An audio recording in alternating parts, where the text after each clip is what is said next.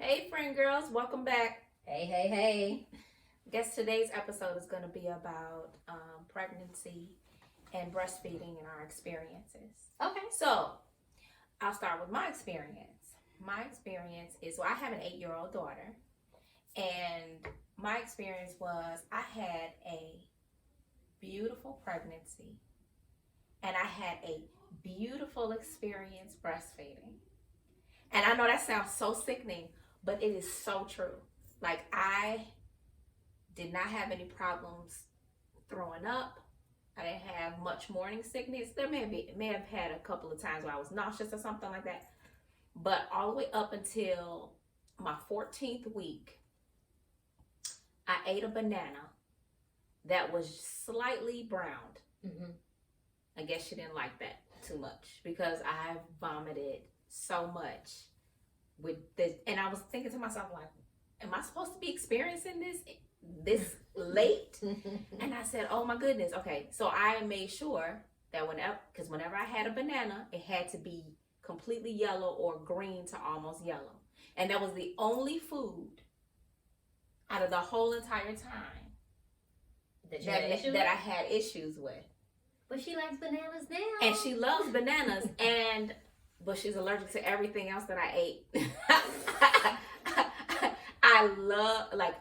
I craved Asian food. It could be Thai food, it could be Chinese food, it could be Japanese, it could be sushi. Anything like that, I craved that. And I craved McDonald's French fries. Wow. I know all of that is not healthy. And I did not eat it all the time, but that's what I craved. But who eats healthy when they're pregnant? Right. No. I guess, it was my first pregnancy. So, of course, you want to be like, oh, I want to do it. And so, after having her, when I had her, it was easy for her to latch on. I had an amazing... I did have one little issue, not with the breastfeeding, but with the pregnancy. When I was like maybe 26 weeks or something like that, I started getting the Braxton Hicks, the false little contractions. And I was scared. I was all nervous. It was my first pregnancy. I didn't know what was happening. And so they put me in telemetry to kind of watch what was going on. And I was sent home, everything, no problems. Phoenix was Frank Breach. So she was coming out butt first. And so I had to have a C-section or we would have.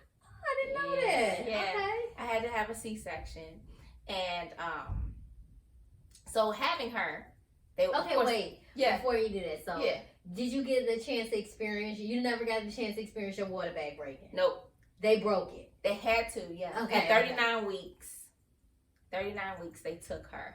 Okay. And so it was I was nervous a little bit. Of course, nervous, and they got to go through all that consent about, oh, you could bleed out and die on the table. Oh. Let me go ahead and sign this anyway. Let me sign this. I was like, wow. But anyway, it was a wonderful experience. As soon as she was born, I went to recovery. They brought her right to me right away, skin to skin contact. And it was the most beautiful thing ever. The lactation nurse came in and was trying to show me everything.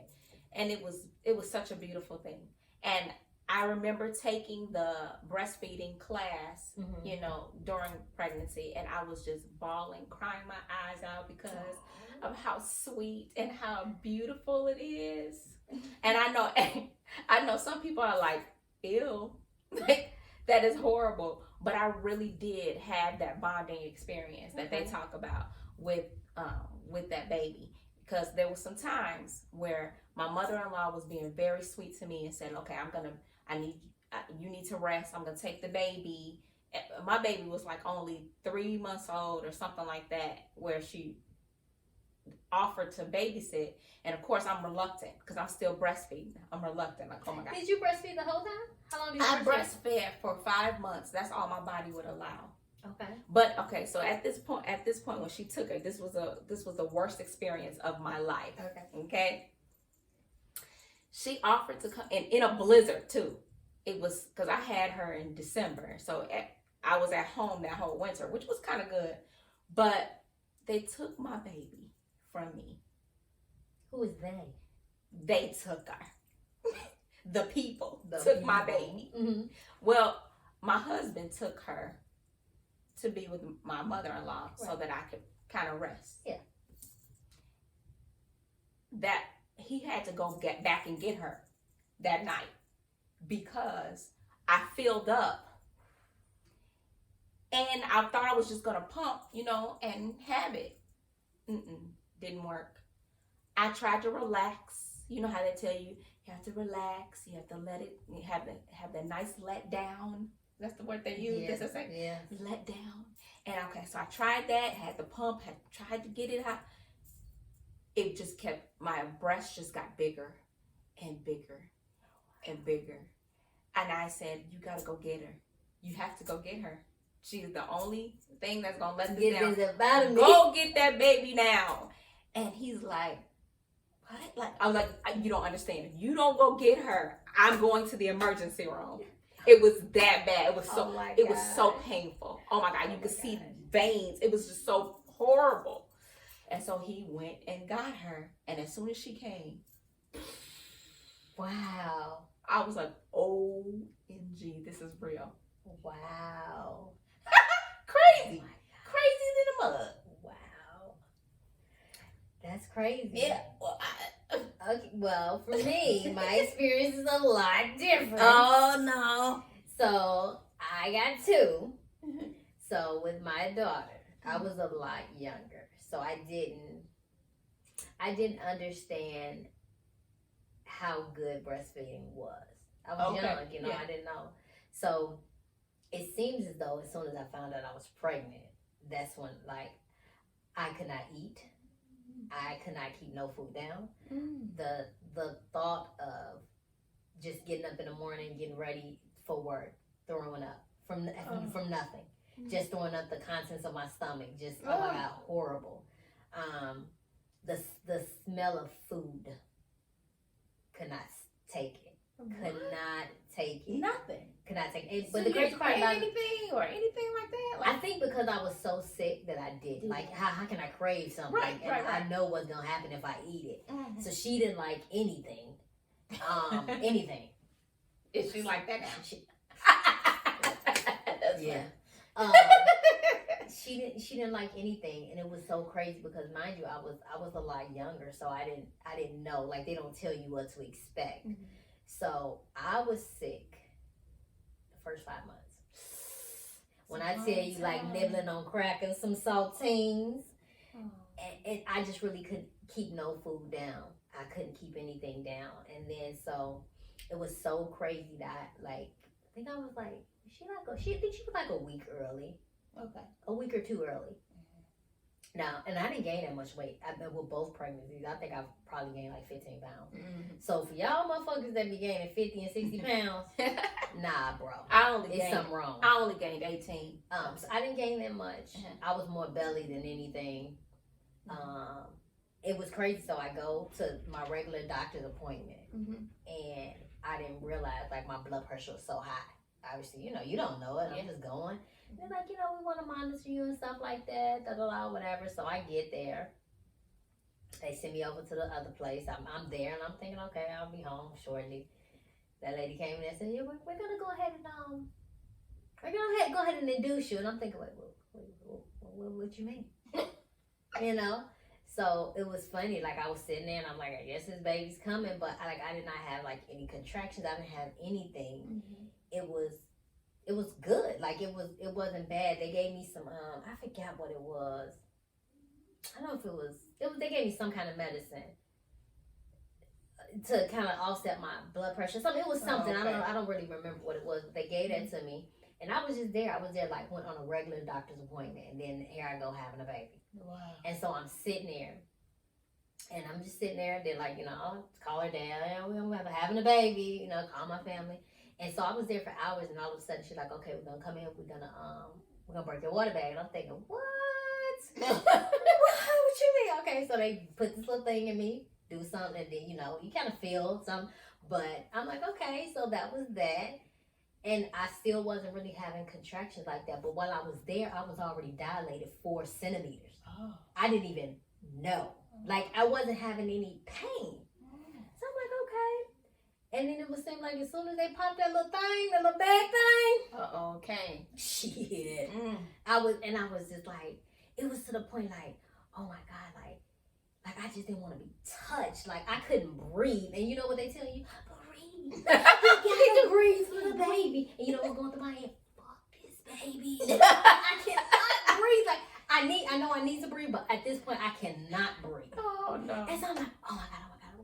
And you know, my family came and stuff like that. Then of course, like, her dad, he got to smoke a blunt, he got to do all this. I'm like, oh my God. So they come and then I'm just, you know, they like want to rub your back and you just kind of like, it's like the devil inside you, like, get out. Like, oh my God. And so my friend, she came, the baby godmother. And so I'm just like, okay, I think, to be honest, I was there for a long time, but I was only in labor for like maybe no more than 4 hours, 3 to 4 hours. So it was like we were sitting there and I was like, you know, about this epidural, like when can I get this epidural? So she was like, well, I'm gonna tell you this here. If you get to 8, I'm not giving it to you. So I'm like, okay. So by the time I think I got it like at 6 or 7, and I got it. So by this time, my good friend was there, and so I was sitting like this here because all I'm thinking is, bitch, you ain't gotta get paralyzed. So I'm sitting there, and you don't know what's happening, right? You know, because they behind you, they won't let you see. So I'm just sitting there like that, but all I'm thinking is, don't move. You don't want to get paralyzed, right? So I'm sitting there. So my friend is like standing like right in front of me, like this here, holding me, and so she can see what they doing, and all I'm thinking is just don't have a contraction like this. Oh my God. And then so I'm like this here, and I look at her, and the guy, guy like, are you okay? And then she like, yeah. He said, I think you need to go sit down. And she's like, I think so too. And so now I'm more nervous because now my support is like, it's out. I'm like, oh God. So then I'm sitting there, and then they did it, and then after that it was all she wrote. Next thing I know, come in like probably like 30 minutes, maybe an hour later, came in, bed going to have lights coming out of the ceilings, 4 pushes, she was out. Whoa. I'm like, what? It wasn't like no 24 hours. I swear I was only in labor probably 4 hours. 4 pushes, she was out, but she was so tiny, she was only 4 pounds. Oh. And 4 pounds, like 13 ounces, I think. She was so tiny, so she had to stay. But at this time, like, they do the whole breastfeeding and stuff like that. But mind you, I was young, and I'm like, sucking on my titties. Like, so I didn't do it. But what they didn't tell me is like once I got home, they didn't tell me like, because after you have a baby, it's not like your milk just it's there. Right. It takes time. And it wasn't when I had that support. I got home, and these little beans I had turned into some double something. And I was just like, oh my God. They was like, put like cold stuff on it. I'm doing that. They like, you know, I don't know. But at this time, I didn't know a lot. I just didn't know a lot. And it was just so like, my breast was so big and I didn't know what to do. Like how to get this milk out. I didn't have nobody I could call to say, hey. Man. I'm pretty sure I had people I could call. I don't remember calling them. But there was no lesson in the hospital to expect this. They don't tell you that. They just say breastfeeding is the best for you, but they don't tell you why. They just say it, but they don't tell you what to do when you get home. So when you get home and that stuff start happening and you know your breast is getting like this here, you don't know. So I'm like, okay, fine, boom. So that was that. So my second baby, it was crazy. So before, like right after I had my daughter, real shit. You know, you bleed and shit like that. I bled from August. Had surgery on my uterus because I had a fibroid so big, the size of a football. They had to take it out, repair my uterus, right? Wow. So I bled from August, had the surgery October 31st, did not stop bleeding until December. So, like, my experience wasn't really good. So then, having my son, because of now, they had to do that. And it was so funny, like, going back to, like, when I had the surgery. Yeah. So they did this little test on me. I thought I had the marks. They tried to see how well my blood, how well I clot. So they like pricked me or whatever, kept doing it. Right. I was not like clotting. Like blood was still coming. Like why? And the doctor was like, no, like regardless of what that is, I have to have surgery. Like, cause she has been bleeding since she had her baby. Like this doesn't make sense. Come to find out, they thought I had like this this rare disease. Motherfucker cut through my vein. It was so weird. Like, come on, bro. So now when I'm having my son, I go to the doctor. I found out that I'm pregnant because at this time I had been on birth control. And it was something weird. Like, I just knew something was weird with my body. Like, oh my God, like my breasts were like hurting all the time. And I'm like, what the heck? So I go to the doctor, find out I'm pregnant. I'm like, okay. And then she's like, is that a good thing? I'm like, oh no, it's good. So I call my husband like, look, you got me pregnant. He's like, what? So anyway, with him, it seemed like as soon as I found out, guess what? I was sick all over again. I was sick. As soon as you found out. It seemed like as soon as I found out. So when you I found out, how long were you, far along were you? Did you know? Do you remember? I think I was like about maybe 6 to 8 weeks. Oh, okay. But like, I didn't have nothing. It seemed like as soon as they confirmed that shit, it was like, okay. And then I realized like, as soon as after, I go brush my teeth. Now I'm throwing up the same symptoms I had with my daughter. The same thing with him. Okay. I'm like, what the heck? And I couldn't eat. So this time when I went to the doctor, I'm like, I cannot hold nothing down. He ended up giving me some pills. So I said, oh, okay, you gave me some pills to help me? Pop them things. La la la la la la la. Shit, bitch was like, no, bitch. I was throwing up. So I tried to like, I think it was like one of those, I overdid it, but I still needed to eat. Like, it'd help me, but it didn't. Like, you couldn't just go and feast. I couldn't do that. So I'm like, okay, fine. So they got all my medical records and stuff like that. They're like, okay, listen, because this here, we looked through your files. They had to repair your uterus. We cannot let you have contractions. You cannot. Okay. Like, this is like, it's not going to be good. Yeah. So I'm like, okay, cool. So I knew I was having a C-section. So I went in like 2 weeks before, and it was so crazy. We pack our bag, we go.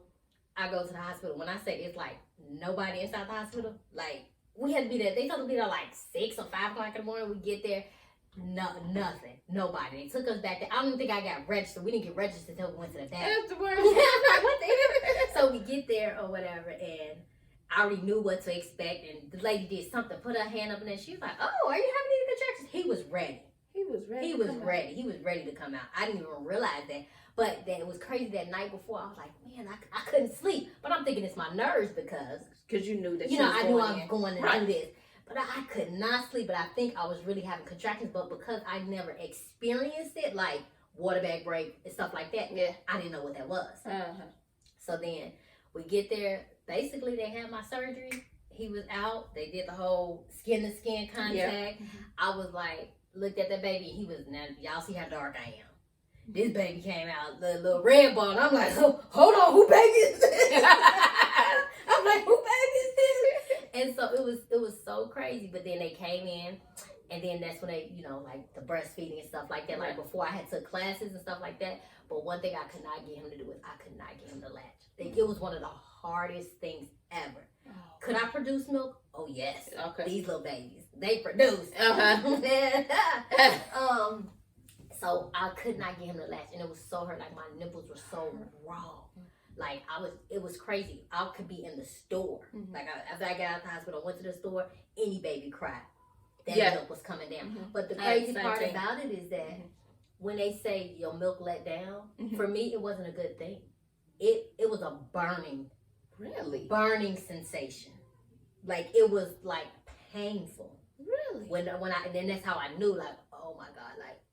And then it'll like for a second, and then it's like, oh my God, okay, I gotta get this out of me. But it wasn't a good. My milk is letting down. This is good. No, it was horrible for me. And when I tried to get him to latch on, like I couldn't. Like do the football, do this here. I couldn't. I just couldn't. So I was like, you know what? I'm just gonna pump. So when I tell you, I got that little machine, put it on there. Did it work good? Filling up both of them. Good. I was just to the point, just like this here. So I didn't breastfeed for that long. I only did it for 3 months. But I had pumped so much to where I had milk in the freezer up until he was 6 months. Oh, nice. Because I produced a lot. But my experience of like when I wanted to stop because I was about to go back to work and I knew I just really wanted to do it, but it was horrible. I was looking on it. They say take sage. They say do this cabbage. I went and so got sage. I'm just because I don't know to stop it. To stop it. I'm taking tea or whatever. Then so they say put cabbage, so I'm gonna put cabbage right on there. When I tell you to cook the cabbage, cooked it. It cooked it. Because it was so hot. It was so warm. It was like heroes. I'm like, come on now. So it didn't help, but just stopping. It was so much, and they say do not let it out. Do not let the warm water hit it. It was like, oh my God, it was that whole week was a mess for me. I had so much milk all in my armpits, and I just was like, oh my God, oh my God. And then eventually it got better. But those are the things that they don't tell you. So she had a great experience. I did have a great experience, but I think that was the worst part of it is actually having to stop. Because I see how people stay on for doing this stuff for like 3 to 4 years. Cause my body actually said, oh, you're going back to work? Okay, let's stop. And I was depressed because I was like, I can't breastfeed my baby anymore. But because it wasn't, I think it wasn't because of, yes, it stopped. It stopped. It dried up on its own when I wasn't ready for it. And I think that's why I was so depressed. But you know what about they say? it. They say women with bigger boobs. Yeah, because they big. These are big. Like, they don't produce as much than women with smaller boobs. I read that somewhere. I don't know how true it is, but I was a beast with it. And I had to feed her football style too because my breast was so big. So, but yeah, I had a wonderful experience. It's definitely a good thing. When I went in for to have her, bringing up the epidural thing reminded me. This was a cute little funny thing. My husband was with me and he was so nervous. He was shaking like a leaf the whole time as if he was having the baby. They always. So it was so much drama. So we went in and they had to give me so that they could numb me up. For a spinal tap. Yeah, they had to do that. So what she did was he was looking and he had to go somewhere because he was like, he said, I saw that big old needle and I was gonna pass out. He saw so much blood when they cut me too. He was like, oh my God, I can't do this. But you know one thing I was so swollen. I wanted him to, because obviously the C-section and stuff like that. Like they gave him the opportunity to like look over, record that. I wanted to see my stomach. He couldn't do it. He couldn't do it. I'd have been all up in there. Like, my husband couldn't do it either. He was like, oh no, Yeah. He's like, I'm gonna stay over here on this side of the curtain right here where your face is. I'm not going over there. Man, I'd have been all over. I'd have been all over. Tap me in, doc. What can I do? What can I do? Let me take the baby out. That would have been me. Oh, no. But I guess the moral of this little conversation is that every pregnancy is different. Yes, for sure. Every experience is different. Every experience is different. Mine was beautiful. Hers was not so much.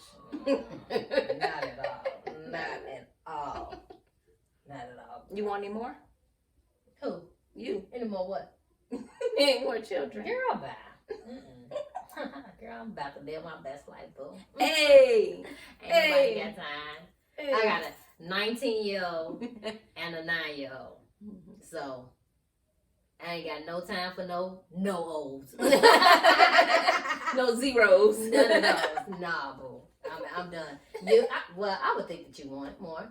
Well, you know, I'm 40.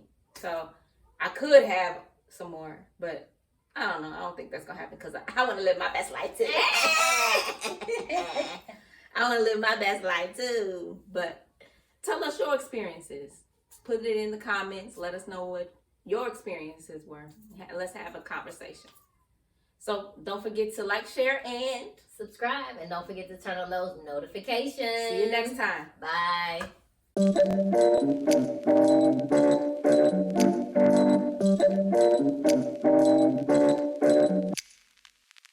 What am I thinking? I broke apart and fell off in the deep end. Quicker than a hanger, I'm sinking. Chest is too tight, I'm not breathing. Gotta get my eyebrows so leaving. Hit her up and go out on the weekend. I bet she getting sick of all this waiting. Time picking no side, just face it. Good time,